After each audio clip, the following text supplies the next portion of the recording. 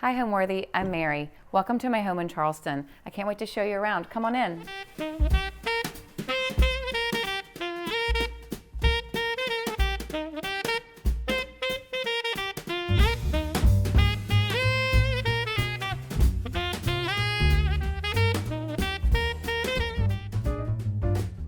This holiday season, get ready to unwrap the most magnificent holiday homes with Homeworthy's 25 Days of Christmas. For the month of December, we'll take you inside the most heartwarming houses, decked out for the holidays in true festive fashion. From twinkling lights and elegantly trimmed trees to sparkling ornaments and cozy holiday charm, these homes capture the warmth, wonder, and beauty that make this season so special. So join us as Homeworthy celebrates 25 days of Christmas. The magic starts now. Raise your glass. Cheers! Merry Christmas! Happy holidays! You're watching Homeworthy, where we believe every home has a story. Hi, I'm Mary Deupree. I'm an interior designer. Welcome to my home in Mount Pleasant, South Carolina, just over the bridge from Charleston. So we built this house starting in 2020, and we finished and moved in 2022. So it's a new build, even though we live in a very historic neighborhood. So we have lived in this neighborhood for 12 years, I think, but in different houses. We love the neighborhood so much. It's a very special place.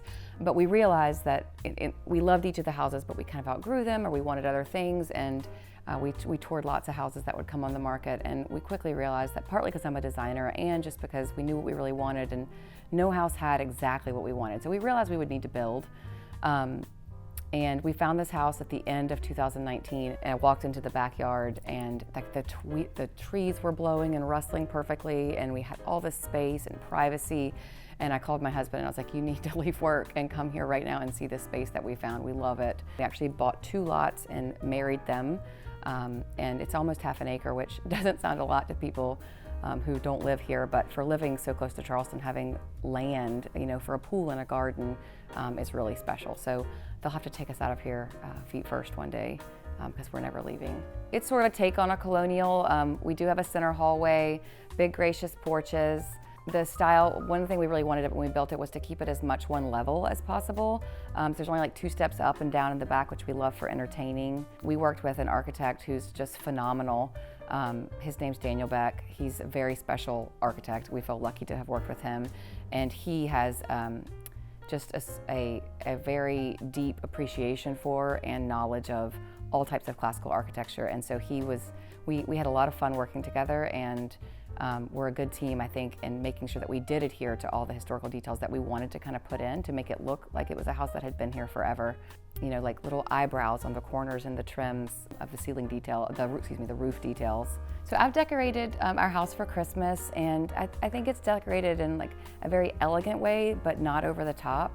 I love Christmas. I love to decorate. Almost every room of our downstairs public spaces are decorated in some way, but I don't always adhere to the red and green. I think sometimes in some rooms, red can be kind of harsh with the way things have been decorated. So sometimes I use pinks instead of reds. I use a lot of blue because there's a lot of blue in our home. As you can see, like as you walk through on the staircase and on the front of the home, there's a lot of blue ribbons. I use a lot of flowers and ribbons and greenery for Christmas, and less candy canes and really more kind of kitschy Christmas.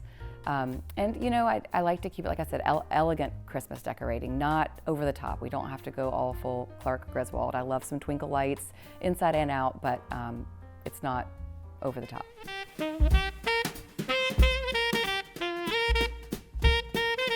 Welcome to my foyer. One of the things when we were designing this house that was on my list of things I cared about was that I wanted to have sort of a grand foyer, as grand as you can get in our neighborhood of a foyer. And I showed several images to our architect. A lot of them were probably in these grand homes in Atlanta and stuff. And he was like, Mary, you're gonna have to check yourself. Spatial constraints. I highly doubt that we're gonna have these grand foyers with these like giant staircases coming down. But this, I think, is a really good happy point for us because while it's not those double grand staircases, I feel like for the space that we have, we did a really awesome job at raising the ceilings in here. I think they're 12 feet just in the foyer. And then we have this sort of this second story part of our foyer here. It just makes the entry feel open and airy and spacious, and I wanted that. I didn't want to walk in and it feel like you had low ceilings. But one of the cool things that I love, one of my favorite features of the whole house really is this bookshelf right when you walk in. Like my husband and I have read every book on there. We love to read, we love books, and I just love that feeling of like you walk through the bookshelf kind of to get to the rest of the room. I think that's a special detail. We really wanted to keep a piano in our home because they're learning and he plays. And in our old houses, we actually had the piano like in a parlor or a sitting room, but it takes up the whole room. And if we were going to put the piano in our parlor, which I'll show you in a moment, but it would have taken up the whole room. We'd have like the piano and one chair, and we didn't want to do that. So what we did instead that I really love is, so here in our house, we were actually able to fit putting the piano underneath the stairwell, which freed up the parlor for a full sitting area. And I actually really love that the piano has landed here in the center of our house because I can, no matter where I am in the house, I hear the girls playing and practicing, or if we're having a party, you can hear the music all throughout the home. And I think it's just really beautiful too to have this pretty piano in the center of our house. And one tip I'll actually tell you that I didn't know about until we went through this process of trying to determine if we could fit it. This is a Baldwin piano, and I don't know, probably other companies do it also, but they actually have these sheets, like actually like a cotton sheet, and it has the different piano sizes drawn on it, and so you can lay it on the ground to determine whether or not a piano will fit in a space. And especially grand pianos are such, they're an unusual shape, so it's hard to sort of imagine how they fit into a room because they're not square, and having that as a super tool that your piano shop could probably help you with if you're ever looking to get a grand piano. This is one of my favorite pieces in our house, this antique chest. I think it is so beautiful, and it is narrow, and I really wanted to have a table here because I think it's important to have a table in your foyer, but as you can see, I'm right next to the stairs, and so it couldn't be a deep table because it would be in your way. So anyway, it's beautiful and it's functional and we love it. This antique mirror here was actually my husband's parents, and we have a lot of scallop shells throughout the house. There's one on the front door, there's one here, there's several other places, and they're very personal to us. They're the scallop shell, particularly on the front door, was a symbol of the Camino in Spain, sort of a reminder of the power of faith, and I love having those throughout our home. This is a special painting in our house. It's sort of an abstract of me and my daughters. My husband had it commissioned right after my second daughter was born. It's by Teal Duncan, who used to be here in Charleston, but I think she's moved to maybe Augusta, Georgia, but it's no longer in Charleston. But it's a special piece. I like that you can tell that it's us, but it's not like our faces on the wall, but it will always be a special one for me. Okay, so now we're gonna leave the foyer and I'm gonna take you through this hidden jib door into our guest room. This is another one of the really cool elements of our millwork.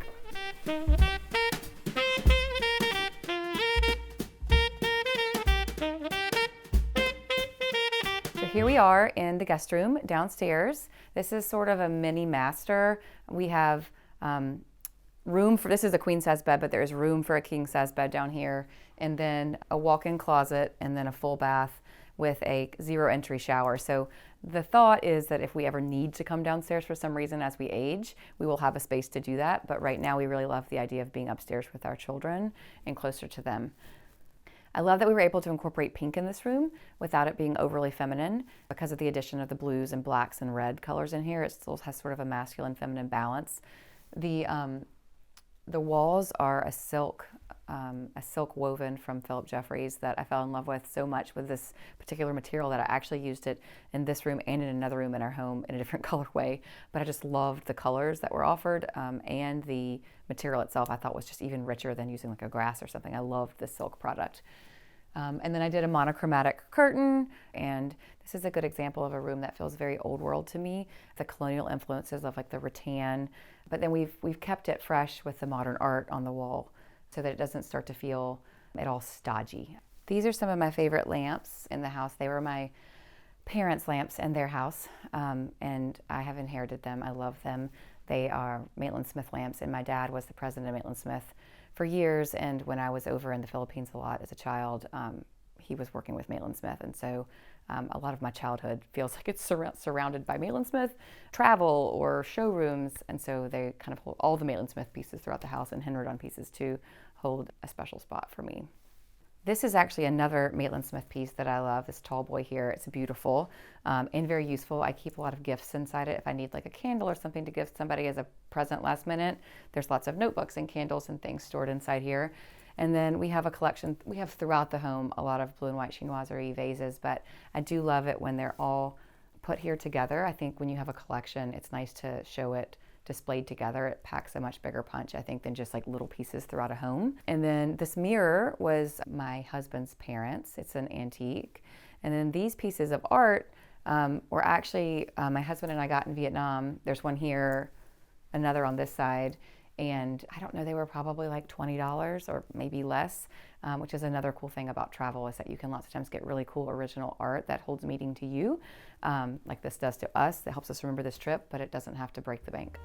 My personal decorating style is certainly more classic and traditional. I don't want to say like with a twist. Everyone says with a fresh twist. I mean, that's true to a degree, but I would say it's sort of an old world made new. I want our house to feel sophisticated and warm and effortless and comfortable. We definitely have colonial influences as well. It has, I would say, a nostalgia for old Europe, for particularly England and France, but then also it's curated with things that we've collected through our travels throughout the world, particularly Asia, Africa, and the Caribbean. So there's certainly a lot of colonial influence as well. Rattans and dark timber furniture, and sort of a lot of botanical and even palm fabrics and things, but not coastal. It doesn't have like what you would think of as like nautical coastal vibe. There's more of a colonial coastal vibe that's throughout our house. My husband Will and I have a lot of cherished antiques and family pieces that have been passed down to us. So we wanted to infuse them with our own personality as well, but there are a lot of pieces throughout the house that come from his family and mine. His parents collected antiques, and they've sadly both passed away, so we inherited a lot of antiques. And then my family, I grew up in High Point, North Carolina. My dad was a furniture executive, so I grew up in showrooms, and I have a lot of our family's furniture as well. If you're working on a new build, and it's important for you for it to have sort of a historic charm to it, like it was to us, I think it's important to work with a team that, whether that's designers and architects or just you and your spouse, whatever that is, but that have an appreciation for and understanding of classic architecture and history and the time and place. I think that's all very important to make sure that it fits in. Switching back to just the interiors of it, you know, incorporating cherished antiques and family pieces, that matters. Here we are in the parlor. You know, this room is fun just to come sit in if you need to like read the mail, or if we're having company over, and sometimes like the men retire to one section. Sometimes my friends and I'll come sit up here and have a glass of wine and we talk kind of separately. So that's kind of what we use this room for the most. It's a beautiful room. It feels sort of like a sunroom to me. This piece here is a beautiful piece that actually, when we were even designing the house, I wanted to make sure we had a wall for it. We were putting in so many windows that we were losing wall space, and I was like, wait, we have to keep a space for this.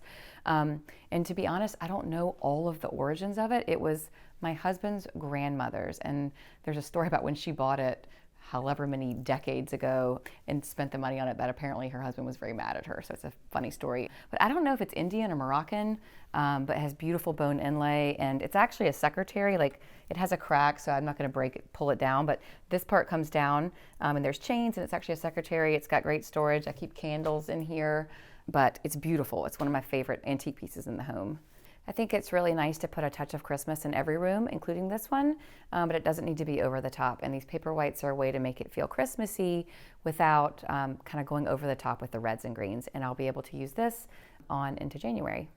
I love this little bust over here. She's just playful and fun, and she ended up with a hat on, but I love that she's sitting here. It almost looks like she's like looking out at the company that might be coming, or protecting the house, keeping watch or something, because she's looking out the front window. But she just kind of gives a little bit of a playful, whimsical vibe to a lot of the more serious things in the room. The drapery fabric in this room is from Sewn. It's one of my favorite of their prints. I love the shade of blue. It's sort of a peacocky blue that we have throughout our home. This pillow here is a Jane Shelton fabric that I love, and it sort of marries the blues and greens and browns in this room, which we've kept pretty simple without adding a lot of additional color. So this parlor is not a particularly large room, but we wanted to make sure that we had enough seating options to be able to come in here and have a glass of wine or read a book. So I think it's particularly important when you are looking for furnishings for a smaller room to pay attention to the scale. Don't ever just order a chair or a little sofa without like checking the dimensions. It sounds silly, but you'd be surprised how many times people do stuff like that. It was important for us to make sure that the scale of the furniture in this room was small enough to accommodate 2 chairs and a seating arrangement and a table and this special chest. You can see also when I sit here on this chair that it is plenty big enough for me. It is not the least bit like uncomfortable or tight in any way, but it allows for there to be plenty of space in the room for seating. Now that we've finished building our house, and I've finished, well, designers are never finished, but mostly finished for now, decorating our house, I would say that I love it. I love that I decorated my own house. Every little detail of it I touched and was purposeful and has meaning to us. And so I love that I decorated my own house. I do think it was the hardest thing I've ever done as a designer was decorating this sort of forever home because there was so much pressure. And, you know, as designers, we have all the knowledge and we know what's out there, and there's sort of this FOMO of like, well, if I pick this fabric, I can't have that fabric, but I love all these fabrics. And so that was difficult. I mean, we were in a rental while we had sold our house, while this was being built, and I had swatches all over the floor in the rental. My mom jokes about how, like, she talks about like when she has these like little distinct memories when she was a child, like she can vision little things in her parents' home. And she says that for my children, it's gonna be like rug and fabric swatches. Like when they picture their childhood, they're just gonna see swatches because I have them all over the place. So anyway, it was definitely a challenge to decorate my own home, but it was so meaningful to have done it. And you know, there's no formula to me for design. I think it's all very individual, and I think that our homes are sort of representations of ourselves, extensions of ourselves. And so for each person's home that I do, they're all so different that, I don't know, in a way, they're all equally hard because they're all different. I don't have like a formulaic, I will buy these sofas and I will buy these rugs and we will use these fabrics and it has to be blue and green. It really just depends on the person and what they love. Let's go check out the dining room now.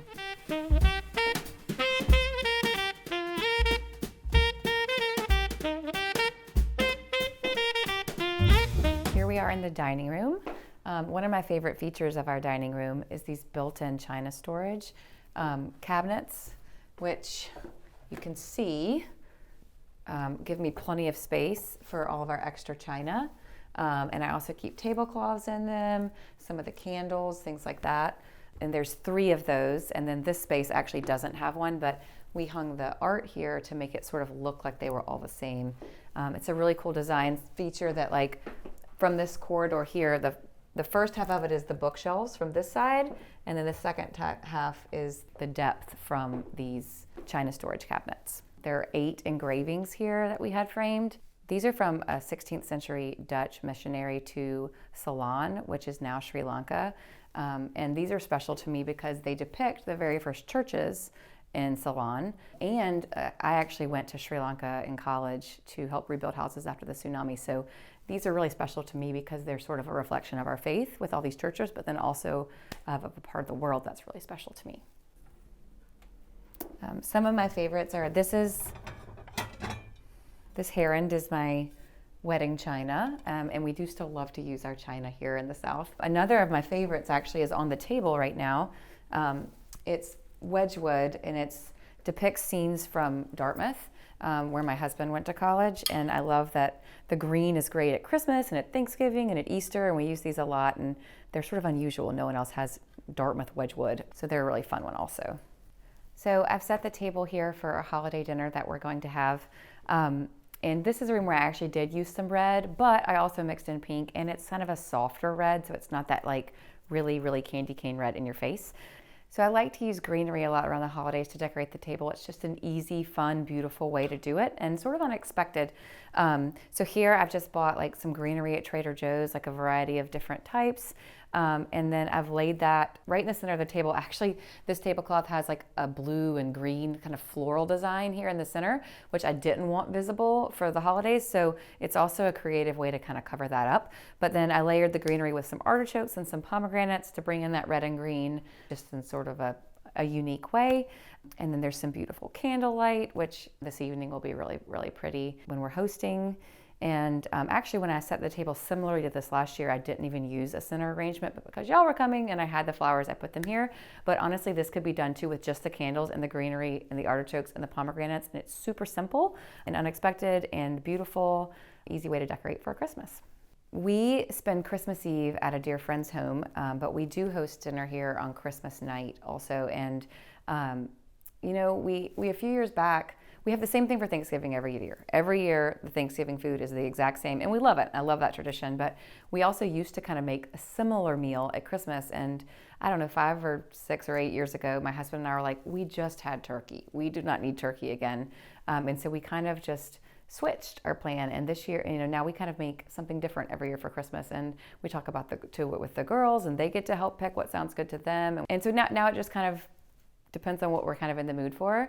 But the tradition is that we're always here and that we cook it together. And that's, I think, sort of the special part for us, is that we know we'll be here together and making something fun.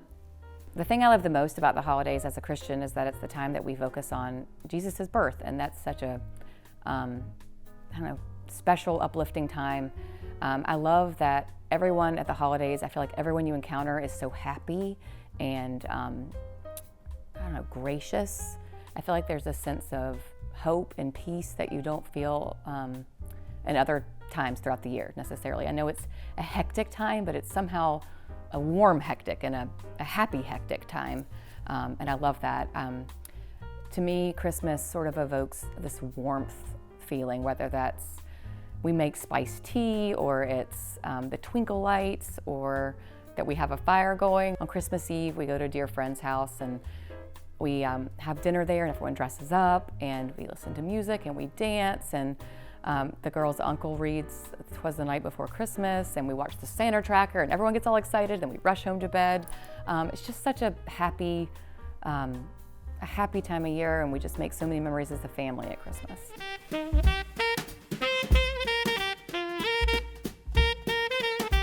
Here's our little breakfast area. It's kind of funny because we actually don't eat breakfast here. We eat breakfast at the bar, but we eat dinner here pretty much every night as a family. And I just love this little space. It gets great light, and it's comfortable, and it's just our cozy little dinner spot.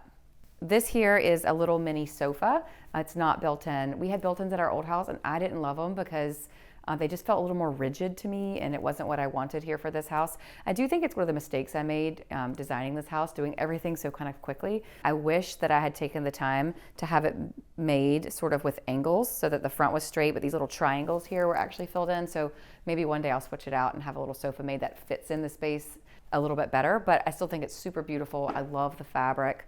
And this is where I keep my topiaries, and they get their sun, and kind of another just fun area to decorate for Christmas in a kind of non-traditional way, with the oranges that my daughters and I have fun making together, and sort of these like kind of chartreusey lime ribbons that are tied on everything.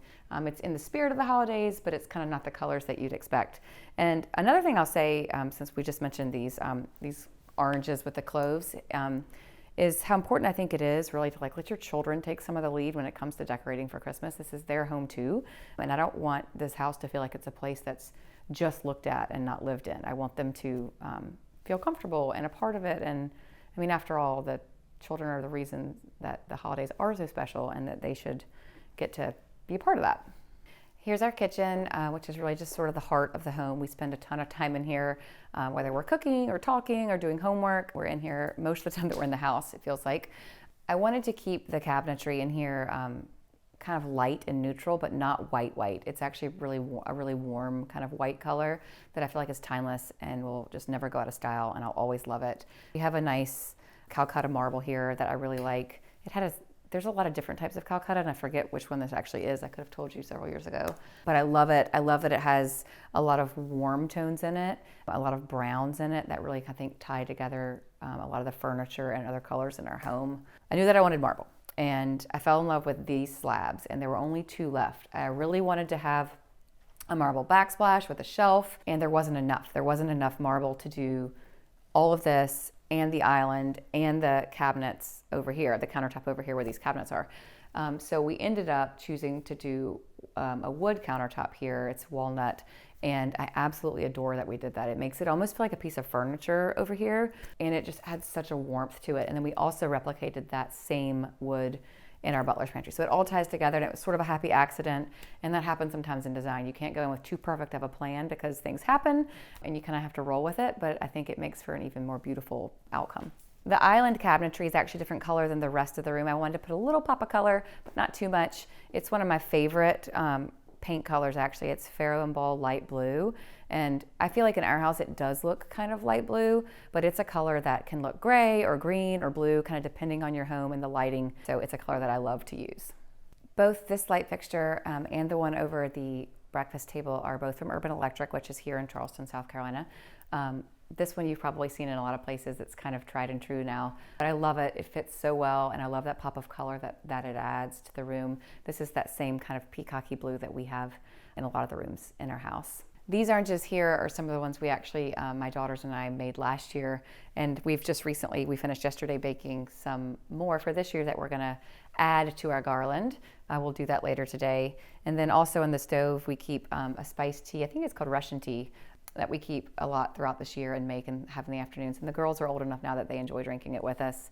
And then this is my favorite candle, and then this is an angel that my children put there that they really love when they decorate. And it's not my favorite angel, if I'm honest, but they put it there and I love that, so. So I think my love for interior design did begin early. Like I said, I grew up in a furniture family, and I tagged along with my dad to showrooms, and we even spent a lot of time in Asia. When I was a child, they had factories there, and so I spent a lot of time in the furniture world. And so I had a love for it and an appreciation for it, but I excelled academically in school, and so I feel like I was always kind of pushed towards not art classes and not design classes and more maths and sciences, and I was taking those classes and on that trajectory.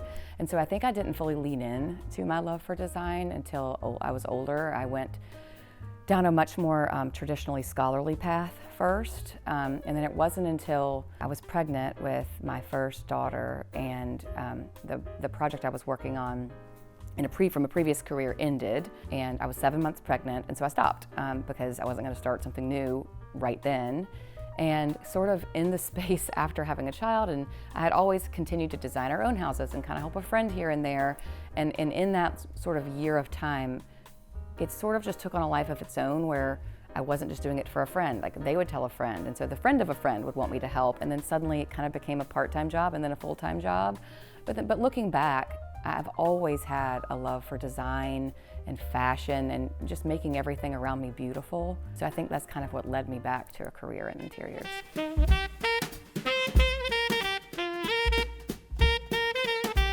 Here on the other side of the kitchen, in this kind of big open space, but is our main living room. And we really wanted to have as much seating in here as possible for all of our friends when we gather. So we were able to kind of make it into 2 distinct sitting areas with 2 coffee tables, which I love. It just feels so cozy and homey in here. We spend a lot of time in here, mostly with our friends. I feel like with our family, we end up kind of being in the kitchen or in this movie room behind me in the evenings if we're watching TV. But this is more of a room where we sit and read. I read to the girls in here. I work in here sometimes in the mornings, and kind of on the other side of me here, you can look into the outside, and it's just such a pretty like indoor-outdoor feeling in these rooms that we have these sliding windows that open, and then over in the kitchen there's an open window with cremone bolts that's just so beautiful to the outside.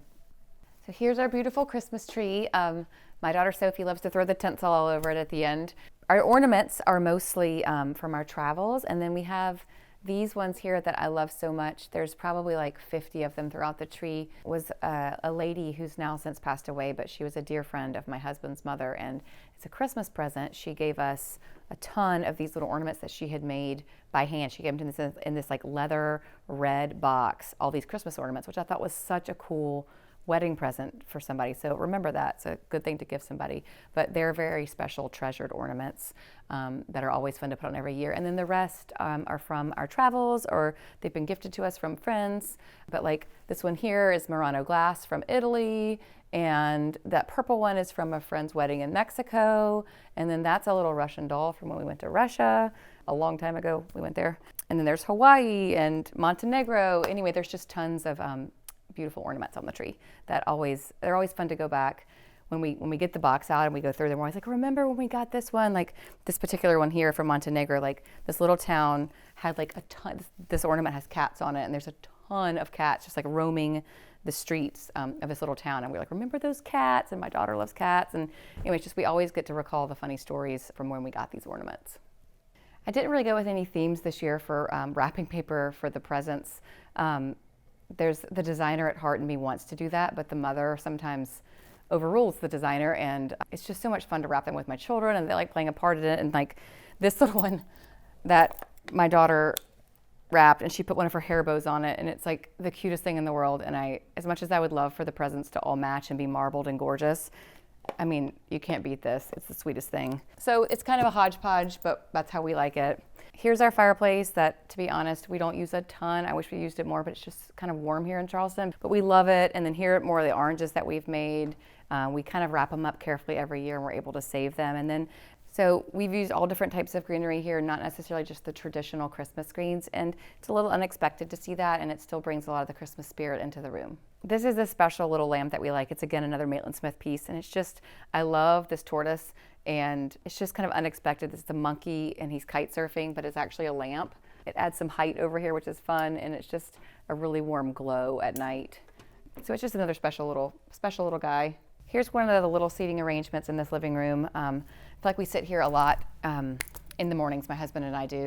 Me in that chair, him over here. I think it's beautiful. Here again, you see this kind of same kind of peacocky blue that's throughout the house. I think when you design a house, it's nice to have kind of like certain storylines and color lines that weave throughout the home. I mean, I think every room should be distinct, but they need to look like they all came from the same mother, if that makes sense. They can't be too different. And I think sometimes with color, you can kind of weave things into a room. I do love color. I love a bold color, a bold pattern, but I don't like 12 patterns in the same room. I think your eye needs a chance to rest, and a house needs room to breathe. I'm not a minimalist, but I'm also not like super maximalist. I kind of like this middle ground where there is some color, there is some pattern, but you also kind of have a chance to rest your eyes.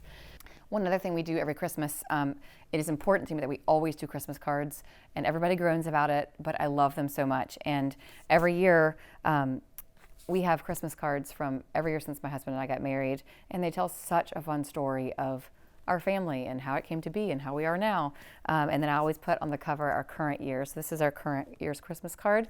And then, there's like my husband and I, we first got married, and then there I am pregnant with my first daughter, and then it keeps going, and like every year, anyway, it's just a fun, special thing. This is one of those things that like if the house was on fire, I'd want to grab. I think it's a really just touching, special thing.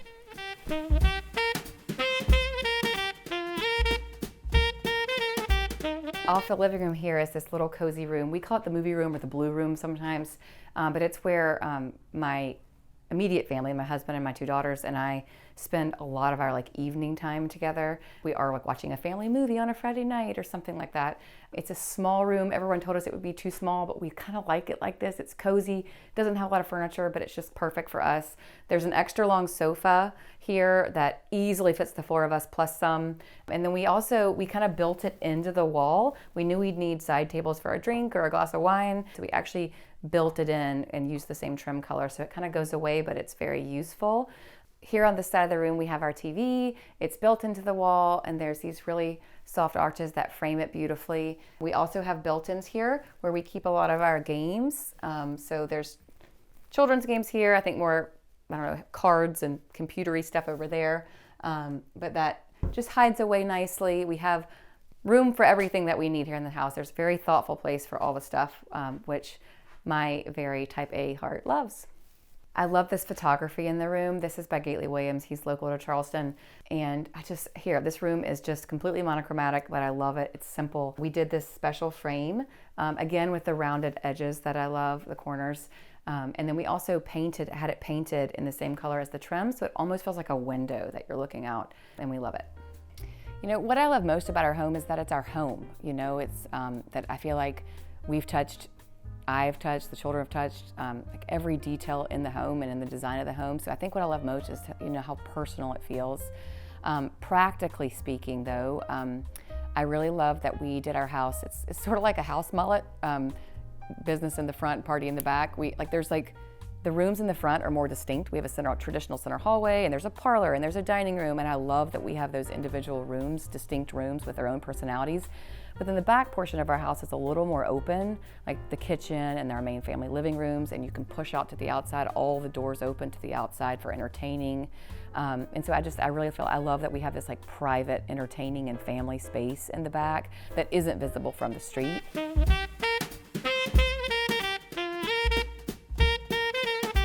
One really neat design element in our home is this wine wall. This little room is completely temperature controlled. Also, the builder did an amazing job helping us figure out how to do all this. We used a company out of Canada called Genuine Cellars, and our builder had to get this little nook, like to the 1/8 of an inch, prepared for them to come in and do this for us. I picked the marble elements and things like that, but they installed it. And my husband and I like to collect and drink wine, and this is just a special little thing for us. It almost feels like a work of art too, that you kind of walk through this is part of the center hallway of our home, and so we get to see it all the time.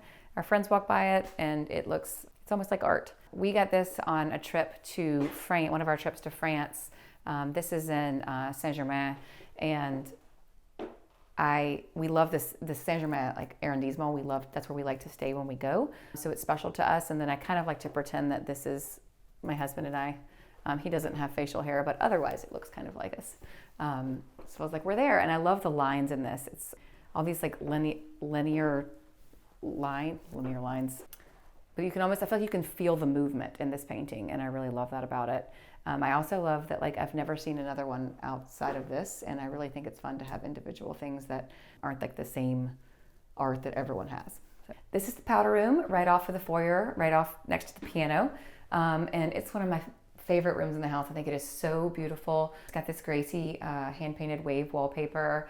I really love these sconces, these little brass toucans. I really think that they're so unique and whimsical and unexpected. And these lampshades that are black, you can see the better that they're black when the lights aren't on actually, but they add some texture and they tie back into this vanity that we had made. I really love this mirror here by Vaughn. I feel like it ties the whole moment together. The distressing on the mirror just sort of makes it feel like it's been in place forever. And sort of the black elements of it really tie the whole room together. This is Stinky. He's a special little piece. It's a Maitland Smith accessory. It was in my house growing up. And my brother and I named him Stinky, and now my children call him Stinky, and even our friends know about Stinky, and it just keeps things kind of lighthearted and fun, and you can't take everything too seriously. So here Stinky sits.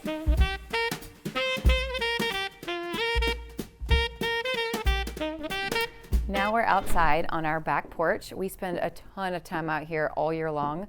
And every season we spend time out here, and I've kept it pretty simple, using mostly natural materials and simple neutral colors. There's a lot of whites and browns. Instead of adding a lot of color, we kind of did some cool architectural elements out here, like the special detailing around the fireplace to make it feel special without adding too much color. The pool itself has a really pretty water line with color, and so does our outdoor pool bath, but we kept the porch pretty simple. I do love how we had the floors painted out here. They're beautiful. I'll tell you what, figuring out the math for how to do a painted floor takes a lot of time, but it's totally worth it in the end.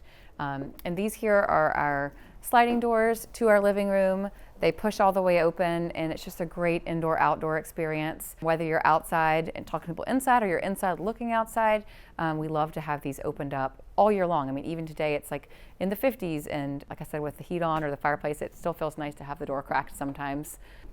This side of our back porch is more the dining portion. We have a table for 6, we can fit 8. This is also where we set up our bar. We have a big derby party every year with everything open. Those sliding doors, these from the other side have cremone bolts that open wide. So it's a very indoor-outdoor experience, and our bar gets set up right here, and everyone's watching the derby, and it's really fun. I had a long list for things that I wanted for the house, but my husband's was shorter, and one of the things that was on it was that we have draft beer. And so we actually have a tap here that there are 2 different kegs in, I think, this compartment here that can be switched out for parties, or just if you ever want to have like one draft beer. He says draft beer tastes a lot different than canned beer and bottled beer, and so we can have that here, which is really fun. I, though, did most of these beer taps that you would see at someone's home kind of come up from the center of they come out through the center of the countertop, and I didn't want to have like a sort of obtrusion kind of coming up from the countertop for setting out food and serving and things. So our amazing builder worked with us to find a way to snake everything through and come out here. So it's just a cool feature of the house. There are times sometimes as a designer where I feel like I should be doing more, you know, like I decorate people's houses for a living and there's all these other things happening in the world.